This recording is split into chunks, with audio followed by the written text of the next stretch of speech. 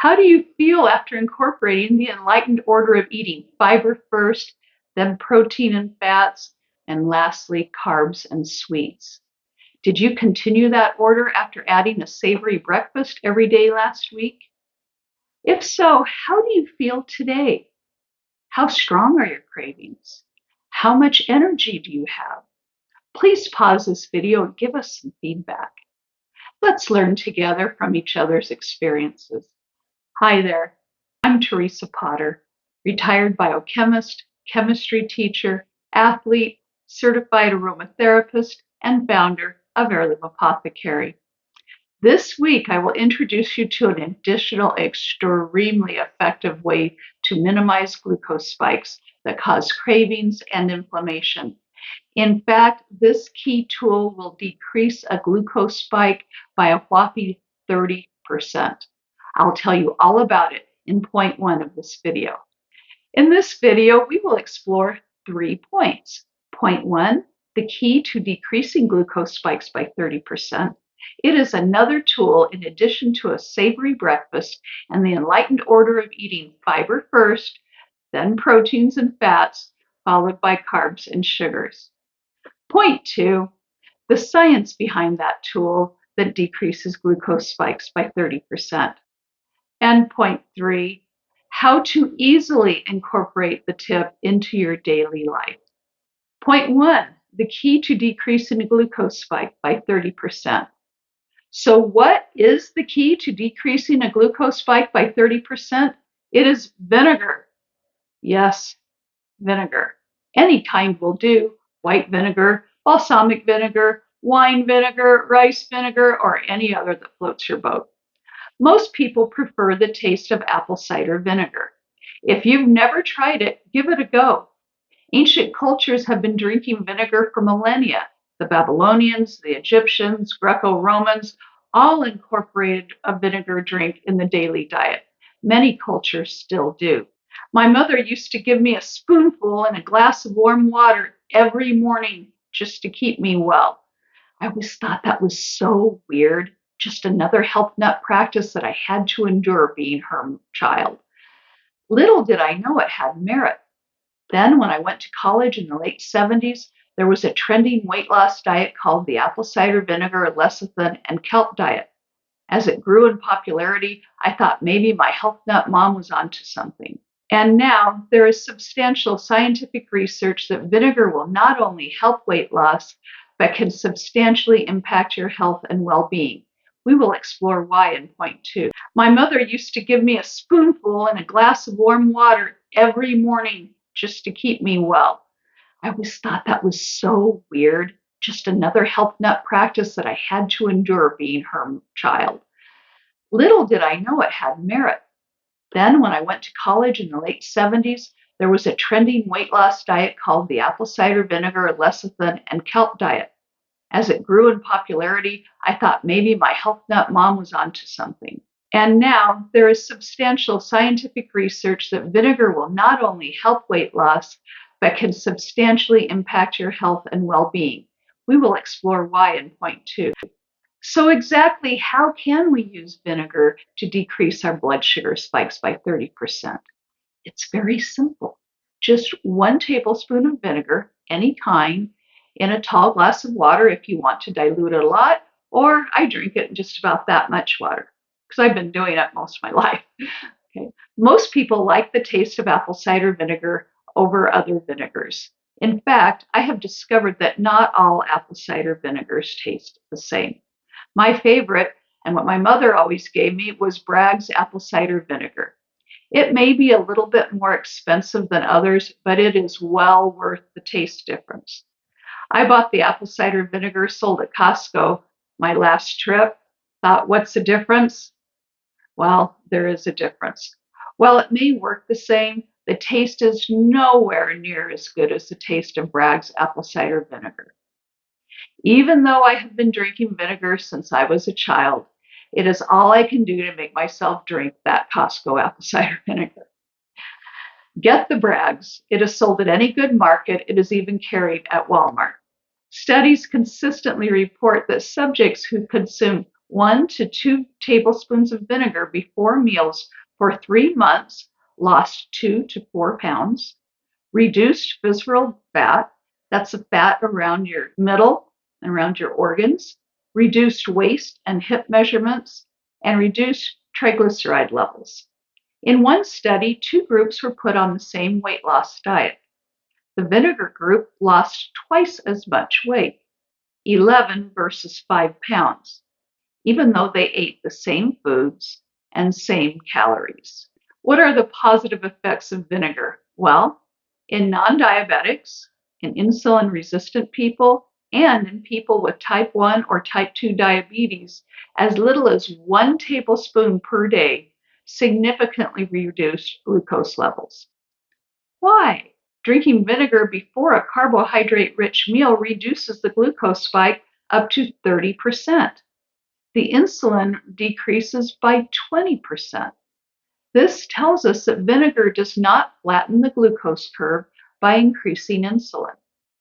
This is a very good thing because insulin works to remove excess glucose and store it away. Where? Well, in fat cells, of course, causing weight gain and inflammation. By the way, lemon juice does not act in the same way as apple cider vinegar because it contains citric acid, not acetic acid. In fact, for years, I have drunk a tablespoon of apple cider vinegar in warm water as soon as I get up in the morning, and then I brush my teeth. It wakes up my system and stimulates a bowel movement within about 10 minutes. That's saying a lot for a naturally constipated individual as myself. I know, TMI, too much information. Point 2, the science behind how vinegar decreases glucose spikes by 30%. First, starches are just long chains of glucose.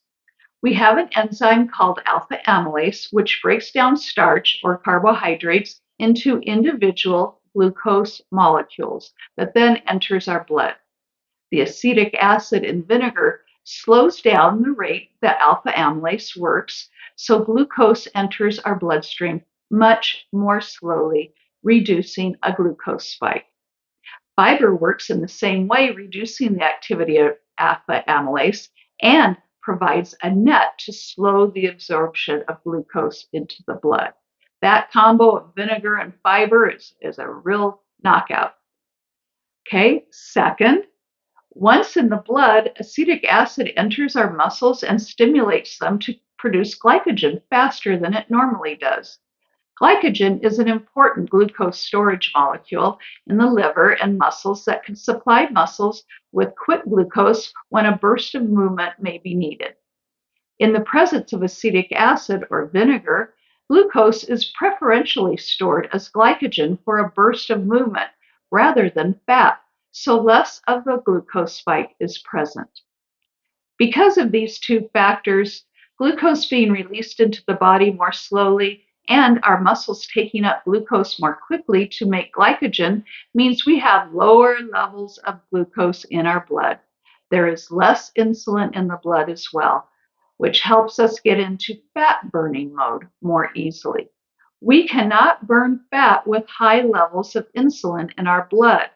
A bonus is that acetic acid causes our DNA to reprogram a bit so that our mitochondria burn fat faster. If you are still with me in this video, you might be convinced enough to try incorporating vinegar into your daily routine. But how? Let's charge into point 3 to find out how. Point 3, how to easily incorporate vinegar into your daily life. Maybe you sit down to a big plate of pasta or a piece of cherry pie for dessert. Or it's mid-afternoon at a birthday party and you're ready to dig into that big piece of chocolate cake in the middle of the afternoon. You haven't recently eaten any fiber or protein or fat to slow that glucose from entering your blood so quickly. Well, vinegar to the rescue. Grab a tall glass of water, some people like it warm or hot, and pour 1 tablespoon of vinegar into it. Drink the vinegar either 20 minutes before eating, while eating, or less than 20 minutes after eating the glucose spiking food. An easy way to get vinegar into your meal is to have a vinaigrette with oil and vinegar. Don't be stingy. You want that good fat from the olive oil and vinegar, any kind you want. Pour at least 2 tablespoons of the vinaigrette on your salad or veggies instead of some other dressing such as ranch. You'll receive the same 30% decrease in glucose spike as if you had drunk it in water before, during, or after the meal. But be careful. Vinegar is not a carte blanche for a bad diet. Vinegar only decreases the glucose spikes. It doesn't eliminate them. It is not justification to eat more sugar. That would only make your diet worse than before. So eat a sensible diet.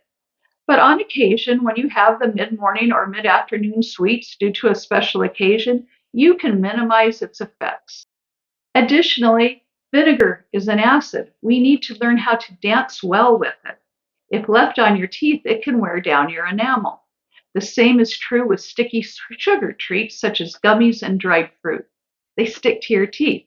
Bacteria in your mouth party or on the concentrated sugar and poop acidic waste onto your teeth that wear down the enamel. So what to do? Brush your teeth.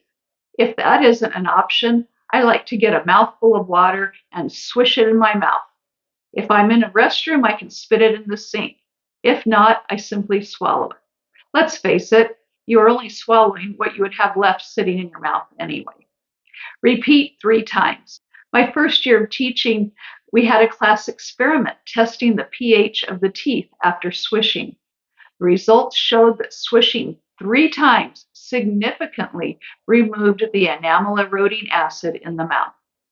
And there are some people who get irritated mucous membranes or heartburn from vinegar. If you have a stomach disorder, you might want to limit your drinking of vinegar. If you're pregnant or breastfeeding, most vinegars are pasteurized and present no danger. However, apple cider vinegar is usually unpasteurized. Check with your doctor or use another vinegar. Apple cider vinegar pills have become very trendy lately, and the gummies as well. They are not as effective as just drinking apple cider vinegar. And those gummies stick to your teeth and can erode your tooth enamel. Stick to traditional vinegar. Good news, vinegar cannot irritate stomach lining because it is less acidic than stomach acid. It is also less acidic than Coke or lemon juice. But as with anything, be sure to listen to your body. It is the expert. If you can't drink vinegar, oil and vinegar on your veggies may be a better tolerated option and have the same effect. But wait, so you don't like the taste of vinegar? Here are some tips to make it more palatable. One thing you can do is add 1 tablespoon of vinegar to a cup of hot cinnamon tea. The cinnamon can also help stabilize your blood sugar.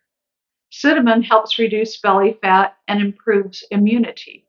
But don't add honey or sweetener. It will increase glucose spike or decrease the effectiveness of the vinegar. Another option, have a glass of water, put a pinch of salt in it, a pinch of cinnamon, and 1 teaspoon of apple cider vinegar. So you're decreasing the vinegar.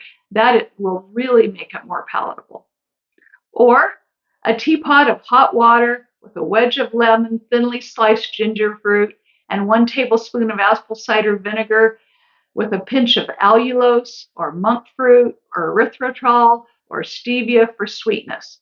Those are the only sweeteners that won't affect glucose or insulin levels, and they are all derived from plants, not in a laboratory. Another option is sparkling water with some ice and a teaspoon of apple cider vinegar. Surely one of those options will make it palatable for you. In my last video, I walked you through finding savory breakfast recipes online. You can also find plenty of vinegar recipes online, I promise. Just do not add honey or maple syrup.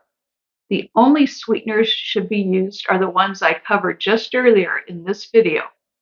If you would like some additional recipes for incorporating vinegar into your diet or simple savory breakfast recipes, I recommend an excellent book by Jessie and Shopsay called The Glucose Goddess Method. It is linked in the description below. This video is not sponsored, nor do you need to get a book. All the information you need is in this video, and recipes can be located on the web, in addition to suggestions in this and the previous video. But some people want a book, and if that's you, this one is very simple and approachable for everyone. Remember that it is very easy to get the helpful benefits of vinegar into our daily routine.